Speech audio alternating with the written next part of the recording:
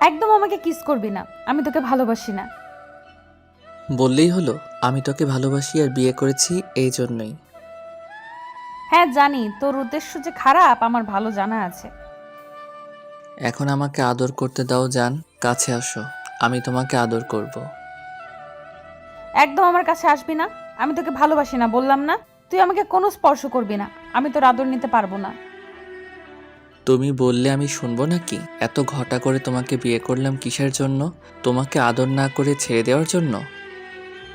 তোকে বললাম না তুই আমার কাছে আসবি না, যদি আসিস তাহলে আমার থেকে খারাপ আর কেউ হবে না। বললাম তো আমি তোমাকে ভালোবাসি। আমি জানি তুমি বলবে তুমি আমাকে ভালোবাসো না, স্বামী হিসেবে মানো না, তাতে আমার কিছু যায় আসে না। আমি তোমাকে ভালোবাসি, ওই জন্যই বিয়েটা করেছি। এখন তুমি আমাকে ভালোবাসলে কিনা সেটা আমার দেখার বিষয় না। একসাথে থাকতে থাকতে একটা সময় ঠিকই ভালোবাসা হয়ে যাবে। সেটা তোর ভুল ধারণা, আমি তোকে কখনোই ভালোবাসবো না। তুই শুধু আমাকে টর্চার করার জন্য এখানে আনছিস, তাই না? অনেক বোঝানোর চেষ্টা করে যখন বুঝতেই পারোনি, অবহেলা করে দূরে সরিয়ে দিয়েছো, তখন আর কোনো উপায় পাচ্ছিলাম না, তাই তোমাকে আদর করার জন্য তোমাকে নিজের কাছে এনেছি। তোর উদ্দেশ্যই যদি থাকে আমার সাথে শারীরিক সম্পর্ক করার, তাহলে তুই আমাকে বলতি, আমি তোকে টাকা দিয়ে দিতাম, তুই কোনো পতিতলায় গিয়ে শরীরের চাহিদা মিটিয়ে আসতি। সাদিয়া কথাগুলো বলে শেষ করতে পারল না, তার আগেই রাজীব ঠাস ঠাস করে 2টা থাপ্পড় মেরে দিল ওকে। আর গলাটা চেপে ধরে ওর ঠোঁটের সাথে নিচের ঠোঁটগুলো লাগিয়ে দিয়ে কিস করতে লাগলো। সাদিয়া রাজীবের স্পর্শগুলো পেয়ে একদম শান্ত হয়ে গেল। আর রাজীব এরকম বাজে বিহেভ করাতে সাদিয়া অনেকটা ভয় পেয়ে গেল। সাদিয়া রাজীবকে ছাড়ানোর জন্য ওর ঠোঁটে কামড় বসিয়ে দেয়। তখন রাজীব ওকে ছেড়ে দিয়ে ওর ঘাড়ে গলায় নাক ঘষতে ঘষতে বলে, কেন বুঝতে পারছিস না আমি তোকে কতটা ভালোবাসি? তোকে কাছে টেনে নেই এই জন্যই, যেন তুই অন্য কারো হয়ে না যাস। তুই কেন বুঝতে পারিস না আমি তোকে ছাড়া বাঁচতে পারবো না? ছোটবেলা থেকেই তোকে নিজের কলিজা ভাবি, আর তুই কেন আমাকে এভাবে দূরে সরিয়ে দিস? ছাড় কুত্তা আমাকে, তুই আমাকে একদম স্পর্শ করবি না। আমি বলছি না আমি তোকে ভালোবাসি না। তোর মতো একটা বাজে ছেলেকে আমি কখনোই ভালোবাসবো না। কেন ভালোবাসবি না? আমি তোর জন্য কি যোগ্য না নাকি? আমাদের তো কিছু কম নেই। এখন আমি সমাজে প্রতিষ্ঠিত এমন না যে তোমার থেকে আমরা গরিব। আমি তোর পাশে দাঁড়ানোর যোগ্যতা রাখি না। এখন তুই বলতে পারবি তোর স্বামীর সব কিছুই আছে, তাহলে কেন তুই আমাকে ভালোবাসিস না? কাককে সাবান পানি দিয়ে যতই ধোয়া হোক সে কখনো সাদা হবে না। তোকে যতই এসব স্যুট-বুট পরানো হোক তুই কখনোই বড়লোক হতে পারবি না। আমি সেটা খুব ভালো করেই জানি। তোমার যা ভাবার তুমি ভাবতে পারো। আমি তোমাকে ভালোবাসি, তাই তোকে নিজের করে নিয়েছি। এখন তুই যত তাড়াতাড়ি আমাকে স্বামী হিসেবে মেনে নিবে সেটা তোর জন্য ভালো হবে। আর যদি না মানিস তাহলে সেটা তোর জন্যই খারাপ হবে। এখন ভেবে দেখ তুই কি করবি। আমি মরে যাব তাও তোকে কখনো স্বামী হিসেবে মানতে পারবো না। আর তোর এসব টর্চার আমি কিছুতেই সহ্য করতে পারবো না। তুই আমাকে ভালোবাসার নামে ধরে এনে রেপ করার জন্য, তাই না? তুই যদি তাই ভেবে থাকিস তাহলে সেটাই। আর তুই শেষ পর্যন্ত এরকম একটা কথা বলতে পারলি আমাকে, তাহলে আজকে তোর সাথে করেই দেখাতে হয়। আমি তোকে কখনোই টাচ করিনি, শুধু তোর কাছে আমার ভালোবাসাটা ভিক্ষে চেয়েছিলাম, কিন্তু তুই সেটা বুঝতেই পারলি না, শুধু আমাকে দোষারোপ করে গেলি, তাই না? দাঁড়া, আজকে তোকে আমি বুঝিয়ে দিব আমি কতটা কঠোর হতে পারি। রাজীব কথাটা বলে সাদিয়ার কাছে এগিয়ে যেতে লাগলো। তখন সাদিয়া পেছনে পেছনে দেওয়ালের সাথে ঠেকে গেলে রাজীব ওকে কাছে টেনে নিল। তারপর সাদিয়াকে ধাক্কা দিয়ে বিছানায় ফেলে দিয়ে তারপর ওর উপরে উঠে যায়। সাদিয়া ছোটার জন্য ছটফট করছে।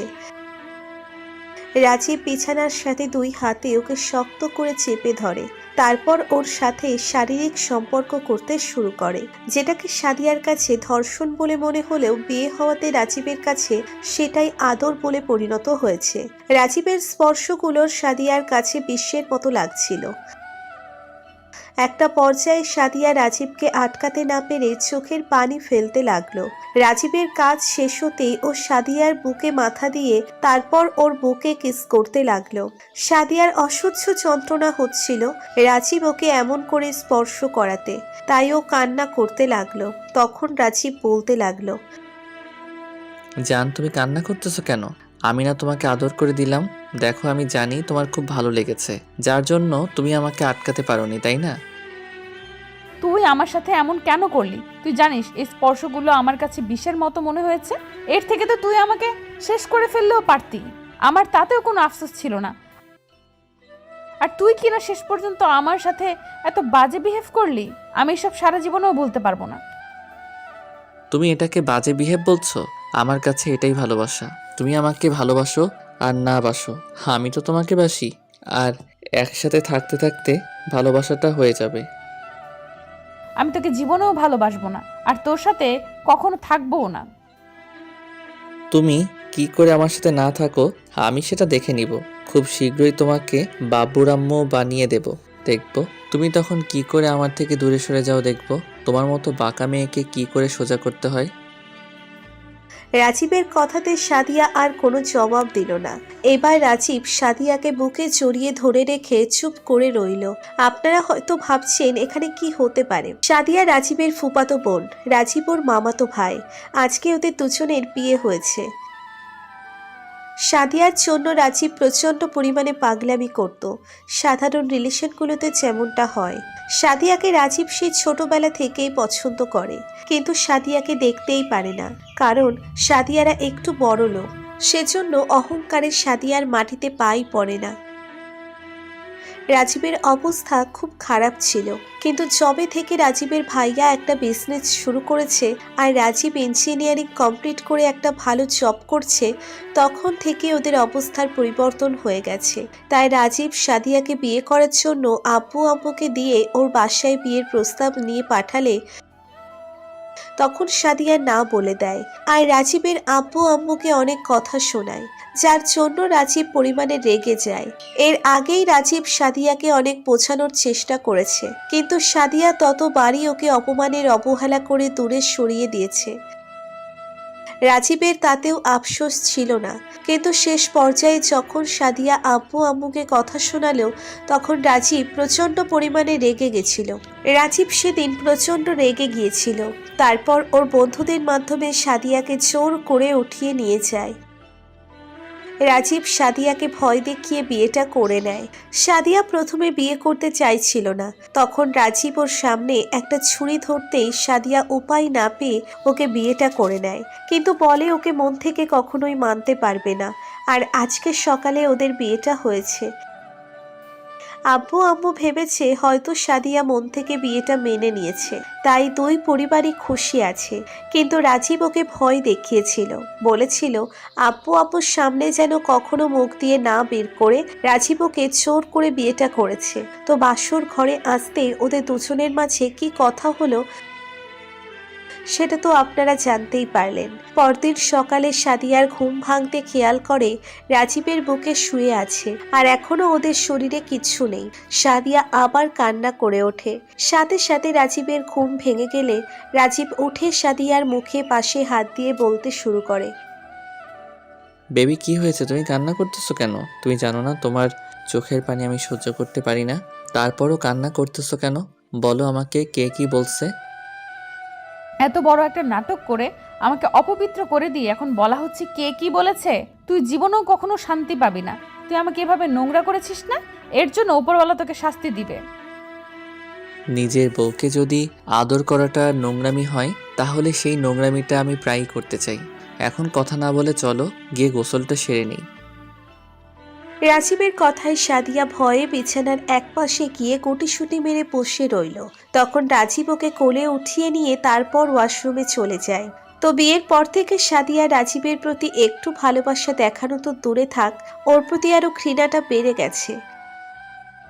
উঠতে বসতে ওকে সবার সামনে ছোট করে। রাজীব জানে সাদিয়া ওকে ভালোবাসে না, তারপরও কোনো আফসোস নেই ওর। রাজীব প্রত্যেক রাতে জোর করে হলেও সাদিয়াকে নিজের ভালোবাসায় ভরিয়ে দেয়, যেটা সাদিয়ার কাছে বিশ্বের মতো মনে হয়। তারপর একটা পর্যায়ে সাদিয়ার করা বিহেভিয়ার রাজীব এত বেশি কষ্ট পাচ্ছিল যেটা ও আর সহ্য করতে পারছিল না। তাই রাজীব 2টা মাস যাবৎ অনেক ভেবে ডিসিশন নিয়েছে আর সাদিয়াকে ডিস্টার্ব করবে না। সাদিয়া যেহেতু চায় না রাজীবের কাছে থাকতে, সেহেতু রাজীব আর ওকে ডিস্টার্ব করবে না। সেদিন রাজীব সারাটা দিন অফিসে বসে কথাগুলো ভেবেছে। তারপর বাসায় এসে ফ্রেশ হয়ে খাওয়া দাওয়া করে রুমে গিয়ে বালিশ আর চাদর নিয়ে যখনই সোফার দিকে শুতে যাবে তখন সাদিয়া অবাক হয়ে ওর দিকে তাকিয়ে রইল। রাজীব বিষয়টা লক্ষ্য করে রাজীবের সামনে দাঁড়িয়ে বলতে লাগলো, এই 7-8 বছরে যেখানে তোর মনে জায়গা করে নিতে পারিনি, সেখানে 2টা মাসের কি জায়গা করে নিব? আমার বোঝা হয়ে গেছে ভালোবাসাটার, যাই হোক জোর করে হয় না। ভেবেছিলাম জোর করে বিয়েটা করলে তুই আমাকে ভালোবাসতে পারবি। আমি যখন ভালোবাসায় তোকে ভরিয়ে দিব, তুই তখন আমার ভালোবাসাটা নিজের মধ্যে নিয়ে তোর মধ্যে আমার বেবিটা বেড়ে উঠবে। কিন্তু তুই আমাকে এতই বেশি ঘৃণা করিস, যার জন্য আমি যতবার তোকে আদর করে ভালোবেসে ভরিয়ে দেই, তুই ততবারই পিল খেয়ে নিস, যেন তোর মাঝে আমার অস্তিত্বটা বেড়ে না ওঠে। তুই ভয় পাস না, আমি আর তোকে কখনো নিজে থেকে স্পর্শ করব না। আমি হেরে গেছি তোর ভালোবাসার কাছে, আমি ছোট হয়ে গেছি। উপরওয়ালা আমাকে বুঝিয়ে দিয়েছে সবার কপালে ভালোবাসাটা থাকে না। রাজীবের কথায় সাদিয়া অবাক হয়ে ওর দিকে তাকিয়ে রইল। কারণ সাদিয়া প্রত্যেক রাতে যখন ওর সাথে শারীরিক সম্পর্ক করে, পরদিন সকালে উঠে সাদিয়া পিল খেয়ে নেয় যেন প্রেগনেন্ট না হয়ে যায়। রাজীবের জানার পর অনেক কষ্ট লেগেছিল। ভেবেছিল যখন ওদের একটা বেবি হবে তখন সাদিয়া ওকে ঠিকই মেনে নিবে, কিন্তু যখন দেখেছিল সাদিয়া এরকম কাজ করে, প্রথমে রাজীব নিজেকে শান্ত রাখতে পারলেও পরবর্তীতে খুব খারাপ লাগতো। তাই নিজেকে ওর থেকে সরিয়ে নেওয়ার চেষ্টা করলো। তো ওই দিনের পর থেকেই রাজীব সাদিয়াকে ইচ্ছে করে কখনো টাচ করে না, ওর সাথে কথা বলে না। সাদিয়া বুঝতে পেরেছে মনের দিক থেকে অনেকটাই ভেঙে পড়েছে, অনেক বেশি কষ্ট হয়েছে। এর মাঝে রাজীব নিজেকে অনেক বুঝিয়েছে। ও জানে সাদিয়াকে ভালোবেসে অনেক বড় ভুল করছে, আর সেই ভুলের মাসুলটা এখনো ওকে দিতে হচ্ছে। তাই রাজীব চুপ করে সবটা সহ্য করে নেয়। প্রথম কয়েকটা দিন সাদিয়া ভালো থাকতে পারলেও পরে রাজীবের ভালোবাসাগুলো আর ওর স্পর্শগুলো মিস করতে শুরু করে, যার জন্য সাথে অনেক বেশি পাগল হয়ে যাচ্ছিল। তারপরও অহংকারের কাছে নিজের ভালোবাসাটাকে দূরে সরিয়ে দিচ্ছিল, যেটা রাজীব বেশ ভালোই বুঝতে পারছিল। 6টা মাস কেটে গেল। এর মাঝে রাজীব আর সাদিয়ার সাথে একটু কথা বলার চেষ্টা করেনি। প্রয়োজন ছাড়া কখনো সাদিয়ার সাথে রাজীব নিচে থেকে কথা বলতে আসেনি, যেটা সাদিয়ার সহ্য করতে পারছিল না। সাদিয়া চাই প্রায়ই রাজীবের সাথে কথা বলতে, কিন্তু কোনো এক ব্যথার কারণে বলে উঠতে পারে না। তো প্রতিদিনের মতো রাজীব অফিস থেকে ফিরে এসে ওর একটা মেয়ে কলিগের সাথে ব্যালকনিতে দাঁড়িয়ে হাসাহাসি করে কথা বলছিল, যেটা সাদিয়া সহ্য করতে পারছিল না। ও ব্যালকনিতে এসে রাজীবের পেছনে দাঁড়িয়ে রইল। রাজীব সেটা বুঝতে পেরে কথা বলা বন্ধ করলো না। তারপর আরো 10 মিনিট বাদে কথা বলা শেষ করে বলল, তুমি কিছু বলবে? তুমি বোঝো না আমি কি বলতে চাই? তারপরও কেন এসব নাটক করো বলো? বলো কি বলবে, আর কি নাটক করলাম যার জন্য তোমার এরকম আমার সাথে কথা বলতে আসতে হলো? তুমি বোঝো না অন্য মেয়েগুলোর সাথে কথা বলে আমার মধ্যে কতটা কষ্ট হয়? আমি তোমাকে বোঝাতে পারি না কতটা ভালোবেসে ফেলেছি। তুমি অন্য মেয়েগুলোর সাথে কথা বলে আমার কতটা কষ্ট হয়, খারাপ লাগে। আর কত ছোট করবে? অনেক তো করলে, এখন তো আর তোমাকে ডিস্টার্ব করি না। এখন তুমি চাইলে চলেও যেতে পারো। আমি তো ভুল করেছি, যদি সে ভুল করার জন্য তোমাকে বিয়ে করার জন্য পা ধরে মাফ চাইতে হয়, বলো, আমি সেটা চেয়ে নিব। তারপরেও না, এসব নাটক করো না, এইসব অন্তত আমি বিশ্বাস করব না। কেন বিশ্বাস করবে না? তুমি আমাকে ভালোবাসতে পারলে আমি কেন তোমাকে ভালোবাসতে পারবো না? কারণ ভালোবাসাটা হয় মনের দিক থেকে। তোমার মনের মধ্যেই তো আমি নেই, তাহলে ভালোবাসাটা হলো কি করে? কথাগুলো বলে সাদিয়া কিছুক্ষণ কান্না করতে লাগলো। থাক, কান্না করতে হবে না। তুমি আমাকে ছোট করতেছো, করো, আমি সবটা মুখ বুঝে সহ্য করে নিব। তারপরও এই ভালোবাসাটা নিয়ে আর অন্তত অভিনয় করো না, তাহলে আমি সেটা সহ্য করতে পারবো না। আমি ভুল করেছি, প্লিজ আমাকে মাফ করে দাও। আমি এই 6টা মাসে বুঝতে পেরেছি স্বামীর ভালোবাসার মেয়েদের কাছে সব কিছু। তুমি যেভাবে আমাকে বিয়ে করো, তুমি আমাকে অনেক বেশি ভালোবাসো, আর আমার দেওয়া কষ্টটা সহ্য করতে না পেরে অনেক বেশি কষ্ট পেয়েছো। প্লিজ এসব তুমি আগের মতো হয়ে যাও। আমি এখন তোমাকে স্বামী হিসেবে মানি, আর এই বিয়েটাও মেনে নিয়েছি। প্লিজ আমাকে তুমি বুকে জড়িয়ে নাও। আমি তোমার স্পর্শ না পেয়ে থাকতে পারছি না। তোমার স্পর্শ আমাকে ভালোবাসতে বাধ্য করেছে। প্লিজ একটাবার আমাকে বুকে জড়িয়ে নাও। কথাগুলো বলে সাদিয়া কিছুক্ষণ কান্না করতে লাগলো। তখন রাজীব আর কোনো উপায় না পেয়ে ওকে আলতো করে জড়িয়ে ধরতেই সাদিয়া ওকে শক্ত করে জড়িয়ে ধরে বুকে মুখ গুছিয়ে দিয়ে কান্না করতে লাগলো। তখন আর বলল, এখনো রাগ করে থাকবে আমার উপর? কথা বলবে না আমার সাথে? কি বলবো? আমার বলার মতো আর কিছুই নেই। আমি তোমাকে বোঝাতে পারিনি, তাহলে আর কি বলে লাভ কি? ও তার মানে বিশ্বাস করো না আমি তোমাকে ভালোবাসি, তাই তো? আচ্ছা ঠিক আছে, আমি প্রমাণ দিয়ে দিব। খুব শীঘ্রই তোমার বাবুর আম্মু হয়ে দেখাবো। তাহলে তো তুমি বুঝতে পারবে আমি তোমাকে কতটা ভালোবাসি। হ্যাঁ, তাহলে আমি বিশ্বাস করব। তাহলে আর দেরি কেন? তুমি আমাকে আদর করো, আমি খুব শীঘ্রই তোমার বেবির আম্মু হব। রাজীব একটা মুচকি হাসি দিয়ে সাদিয়ার মুখটা তুলে নেয়। তারপর যা হবে সেটা না হয় ওদের মাঝেই থাক, আপনাদের আর এসব শুনতে হবে না। আর আমিও বলতে পারবো না, কারণ বলতে আমার শরম করে। আমাদের ভিডিওটি কেমন লেগেছে তা কমেন্ট করে জানাতে ভুলবেন না। আর ভিডিওটি যদি ভালো লেগে থাকে তাহলে একটি লাইক করুন আর সাবস্ক্রাইব করে আমাদের পাশেই থাকুন। ধন্যবাদ সবাইকে আমাদের পাশে থাকার জন্য। আল্লাহ হাফিজ।